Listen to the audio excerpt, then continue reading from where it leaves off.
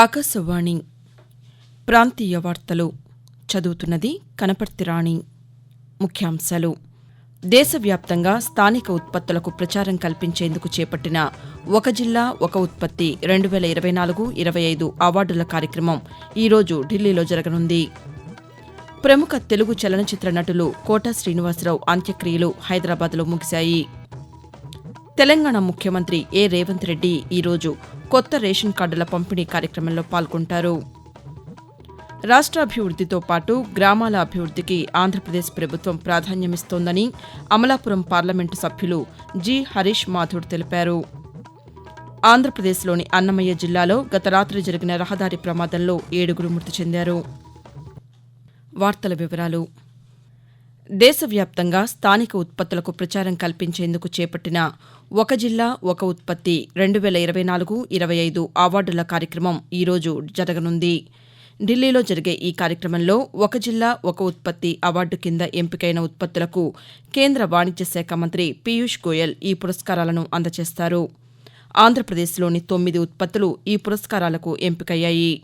కాగా ఒక జిల్లా ఒక ఉత్పత్తి పథకం కింద పశ్చిమ గోదావరి జిల్లా నర్సాపురం లేసు ఉత్పత్తికి సంబంధించిన పురస్కారాన్ని జిల్లా కలెక్టర్ సి. నాగరాణి అందుకుంటారు.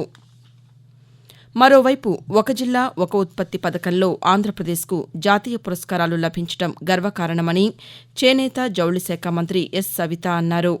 శ్రీ సత్యసాయి జిల్లా పెనుకొండలో గత సాయంకాలం ఆమె పాతికేయులతో మాట్లాడుతూ రాష్ట్రానికి మొత్తం 10 అవార్డులు రాగా చేనేత హస్తకళల విభాగంలో 7 పురస్కారాలు లభించాయని చెప్పారు. చేనేత కార్మికులకు ఉచిత కరెంటు పథకాన్ని వచ్చే నెల నుంచి అమలు చేస్తామని మంత్రి పేర్కొంటూ, వన్ డిస్టిక్ వన్ ప్రోడక్ట్ కింద చేనేత హస్తకళలకు కూడా 7 అవార్డులు రావడం, మరి విజయనగరం జిల్లా నుంచి బొబ్బిలి వీణ, అనకాపల్లి జిల్లా నుంచి ఏటుకొప్పాక బొమ్మలు, కాకినాడ నుంచి పెద్దాపురం సిల్క్, బాపట్ల నుంచి చీరాల సిల్క్ శారీ, తిరుపతి నుంచి వెంకటగిరి శారీ, నరసాపురం నుంచి అల్లికల కుట్టు, సత్యసాయి జిల్లా నుంచి ధర్మవరం పట్టు చీరలు రావడం, ఇలా మనకు 7 అవార్డులు రావడం చాలా గర్వంగా ఉంది. ప్రముఖ తెలుగు చలనచిత్ర నటులు కోట శ్రీనివాసరావు అంత్యక్రియలు నిన్న ముగిశాయి. హైదరాబాద్లోని జూబ్లీహిల్స్ మహాప్రస్థానంలో కోట శ్రీనివాసరావు అంతిమ సంస్కారాలు నిర్వహించారు. సినీ రాజకీయ ప్రముఖులు నివాళి అర్పించిన అనంతరం ఫిల్మ్ నగర్లోని ఆయన నివాసం నుంచి మహాప్రస్థానం వరకు అంతిమయాత్ర కొనసాగింది. అనంతరం కుటుంబ సభ్యులు అంతిమ సంస్కారాలను నిర్వహించారు. ఇదిలా ఉండగా హైదరాబాద్లో కోట శ్రీనివాసరావు భౌతిక కాయానికి ఆంధ్రప్రదేశ్ ముఖ్యమంత్రి నారా చంద్రబాబు నాయుడు నిన్న నివాళులర్పించి వారి కుటుంబ సభ్యులను పరామర్శించారు. అనంతరం ముఖ్యమంత్రి పాతికేయులతో మాట్లాడుతూ, కోట శ్రీనివాసరావు గారు చనిపోవడం చాలా బాధాకరం. చలనచిత్ర పరిశ్రమకు ఎనలేని సేవలు అందించిన వ్యక్తి. 40 సంవత్సరాలు నటనంటే ఏ విధంగా ఉండాలనో నటించి చూపించిన వ్యక్తి కోట శ్రీనివాసరావు గారు. వారితో నాకు దగ్గర సన్నిహిత సంబంధాలున్నాయి. ఎమ్మెల్యేగా ప్రజాసేవలో కూడా బాగా రాణించాడు. ఆయన డైలాగులు చూస్తే ఒకే సీన్ లో ఏడిపించగలుగుతాడు, భయపెట్టగలుగుతాడు. అలాంటి అరుదైన నటనతో ఒక విలక్షణ నటుగా ప్రఖ్యాతి పొందిన వ్యక్తి. అలాంటి ఒక మంచి నటుడిని తెలుగు రాష్ట్రాలు కోల్పోవడం చాలా బాధాకరం.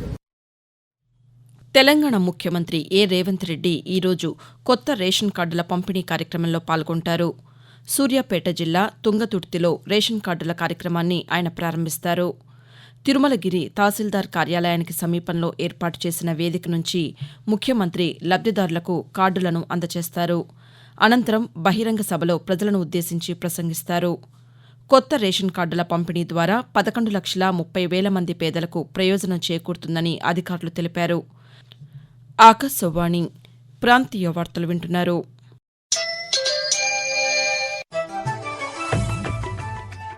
నిరంతర వార్తా విశేషాల కోసం న్యూస్ ఆన్ ఎయిర్ యూట్యూబ్ ఛానల్ను, newsonair.gov.in వెబ్సైట్ను, ట్విట్టర్లో ఆల్ ఇండియా రేడియో న్యూస్ను వీక్షించండి. తెలుగు ప్రాంతీయ వార్తా విశేషాల కోసం ఆకాశవాణి న్యూస్ విజయవాడ మరియు ఆకాశవాణి న్యూస్ విశాఖపట్నం యూట్యూబ్ ఛానల్స్ను వీక్షించండి.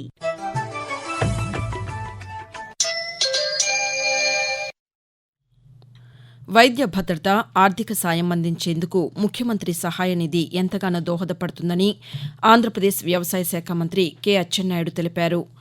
వివిధ అనారోగ్య కారణాల రీత్యా ప్రైవేటు ఆసుపత్రిలో చికిత్స పొందిన వారికి మంత్రి నిన్న చెక్కులను పంపిణీ చేశారు. అనంతరం ఆయన మాట్లాడుతూ ప్రజా సంక్షేమానికి ప్రభుత్వం అండగా ఉంటుందని అన్నారు. ఆపద సమయంలో అత్యవసరంగా వైద్యం చేయించుకున్న వారికి ఈ సహాయ నిధి ఎంతగానో ఉపయోగపడుతుందని మంత్రి వివరించారు. రాష్ట్రాభివృద్దితో పాటు గ్రామాల అభివృద్దికి ఆంధ్రప్రదేశ్ ప్రభుత్వం ప్రాధాన్యమిస్తోందని అమలాపురం పార్లమెంటు సభ్యులు జి. హరీష్ మాథూర్ తెలిపారు. బీఆర్ అంబేద్కర్ కోనసీమ జిల్లా ముమ్మిడివరం నగర పంచాయతీలో జరిగిన సుపరిపాలనలో తొలి అడుగు కార్యక్రమంలో ఆయన నిన్న పాల్గొన్నారు. కేంద్ర ప్రభుత్వ సహకారంతో అమరావతి, పోలవరం పనులకు నిధులు తీసుకురాగలిగామని ఈ సందర్భంగా ఎంపీ తెలుపుతూ, సుపరిపాలన తొలి అడుగు కార్యక్రమం ఈ ఒక సంవత్సరంలోని చేసిన అభివృద్ధి, సంక్షేమం ఇవన్నిటినీ కూడా ప్రతి ఇంటికి తీసుకెళ్లి వాళ్ళతో మాట్లాడడం జరిగింది. అందరూ కూడా చాలా బాగుందని కూడా వాళ్ళు తెలియపరుస్తున్నారు. అలాగే అధికారంకి వచ్చిన వెంటనే కేంద్రంలో మొదటి బడ్జెట్ అమరావతికి సుమారు 15,000 కోట్ల రూపాయలు రాజధాని కట్టడానికి మంజూరు చేయడం జరిగింది. అదేవిధంగా పోలవరం పూర్తి బాధ్యత కేంద్రం తీసుకుంటుందని అది కూడా తెలియపరచడం జరిగింది. ఆంధ్రప్రదేశ్లోని అన్నమయ్య జిల్లాలో గత రాత్రి జరిగిన రహదారి ప్రమాదంలో 7 మృతి చెందారు. రాజంపేట నుంచి రైల్వే కోడూరు మార్కెట్కు మామిడికాయల లోడుతో వెళ్తున్న లారీ పుల్లంపేట మండలం రెడ్డిపల్లి చెరువు కట్టపై బోల్తా పడటంతో ఈ ప్రమాదం చోటు చేసుకుందని అధికారులు తెలిపారు. ఈ ఘటనలో 7 మృతి చెందగా పలువురు తీవ్రంగా గాయపడ్డారు. క్షతగాత్రులను రాజంపేట ప్రభుత్వ ఆసుపత్రికి తరలించామని, మృతులు రైల్వే కోడూరు మండలం శెట్టిగుంట గ్రామానికి చెందిన వారిగా గుర్తించామని తెలిపారు. మరోవైపు రోడ్డు ప్రమాదంపై ఆంధ్రప్రదేశ్ రవాణా శాఖ మంత్రి ఎం. రాంప్రసాద్ రెడ్డి స్పందించారు. మృతుల కుటుంబాలకు ప్రగాఢ సంతాపాన్ని తెలియజేశారు. మృతుల కుటుంబాలకు ప్రభుత్వం అండగా ఉంటుందని పేర్కొన్నారు. సికింద్రాబాద్లోని ఉజ్జయిని మహంకాళి బోనాల జాతరలో ఈరోజు ప్రధాన ఘట్టమైన రంగం, పోతరాజులగావు, అంబారీపై అమ్మవారి ఊరేగింపు జరుగుతుంది. ఈ నేపథ్యంలో ఆలయ పరిసరాల్లో పోలీసులు పటిష్ట భద్రతా ఏర్పాట్లు చేశారు. కాగా నిన్న బోనాలు, ఫలహార బండ్ల ఊరేగింపు నిర్వహించారు. ఈ సందర్భంగా తెలంగాణ ముఖ్యమంత్రి ఏ. రేవంత్ రెడ్డి మహంకాళి బోనాల జాతరకు హాజరై అమ్మవారికి పట్టు వస్త్రాలు సమర్పించి ప్రత్యేక పూజలు చేశారు. ప్రయాణికుల రద్దీ దృష్ట్యా ఆగస్టులో ప్రత్యేక రైళ్లు నడపనున్నట్లు దక్షిణ మధ్య రైల్వే ఒక ప్రకటనలో తెలిపింది. ప్రతి సోమవారం, శనివారాల్లో 07-018 నెంబరు కలిగిన రైలు తిరుపతి నుంచి చర్లపల్లికి, ప్రతి శుక్ర, శనివారాల్లో 07-017 నెంబరు కలిగిన రైలు చర్లపల్లి నుంచి తిరుపతికి అందుబాటులో ఉంటాయని వెల్లడించింది. ఆండర్సన్ టెండూల్కర్ ట్రోఫీలో భాగంగా భారత్, ఇంగ్లాండ్ జట్ల మధ్య లార్డ్స్ వేదికగా జరిగిన 3వ టెస్టు మ్యాచ్లో ఇంగ్లాండ్ 2వ ఇన్నింగ్స్లో 192 పరుగులు చేసి ఆలౌట్ అయింది. అనంతరం 193 పరుగుల లక్ష్యాన్ని ఛేదించేందుకు బ్యాటింగ్కి దిగిన భారత జట్టు 4గో రోజు ఆట ముగిసే సమయానికి 4 వికెట్లు కోల్పోయి 58 పరుగులు చేసింది. ఈ మ్యాచ్లో విజయం సాధించాలంటే టీమిండియా ఇంకా 135 పరుగులు చేయాల్సి ఉంది. వాతావరణం. దిగువ ట్రోపో ఆవరణలో నైరుతి పశ్చిమ గాలులు వీస్తున్నాయని ఆంధ్రప్రదేశ్లోని అమరావతి వాతావరణ కేంద్రం వెల్లడించింది.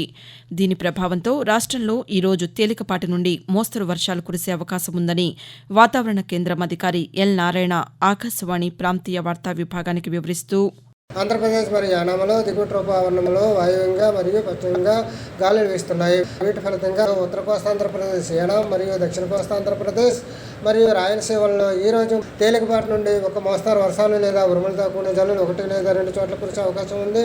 ఉరుములతో కూడిన మెరుపులు మరియు బలమైన ఎదురుగాలులు గంటకు 40 నుంచి 50 కిలోమీటర్ల వేగంతో వీచే అవకాశం ఉంది. మరోవైపు తెలంగాణలోనూ రానున్న 2 రోజుల పాటు తేలికపాటి నుంచి మోస్తరు వర్షాలు కురిసే అవకాశం ఉందని హైదరాబాద్ వాతావరణ కేంద్రం తెలిపింది. ప్రాంతీయ వార్తలు ముగించే ముందు ముఖ్యాంశాలు మరోసారి. దేశవ్యాప్తంగా స్థానిక ఉత్పత్తులకు ప్రచారం కల్పించేందుకు చేపట్టిన ఒక జిల్లా ఒక ఉత్పత్తి 2024-25 అవార్డుల కార్యక్రమం ఈరోజు ఢిల్లీలో జరగనుంది. ప్రముఖ తెలుగు చలనచిత్ర నటులు కోటా శ్రీనివాసరావు అంత్యక్రియలు హైదరాబాద్లో ముగిశాయి. తెలంగాణ ముఖ్యమంత్రి ఏ. రేవంత్ రెడ్డి ఈరోజు కొత్త రేషన్ కార్డుల పంపిణీ కార్యక్రమంలో పాల్గొంటారు. రాష్ట్రాభివృద్దితో పాటు గ్రామాల అభివృద్దికి ఆంధ్రప్రదేశ్ ప్రభుత్వం ప్రాధాన్యమిస్తోందని అమలాపురం పార్లమెంటు సభ్యులు జి. హరీష్ మాథూర్ తెలిపారు. ఆకాశవాణి ప్రాంతీయ వార్తలు ఇంతటితో సమాప్తం. తిరిగి 7 గంటల 5 నిమిషాలకు జాతీయ వార్తలు వింటారు.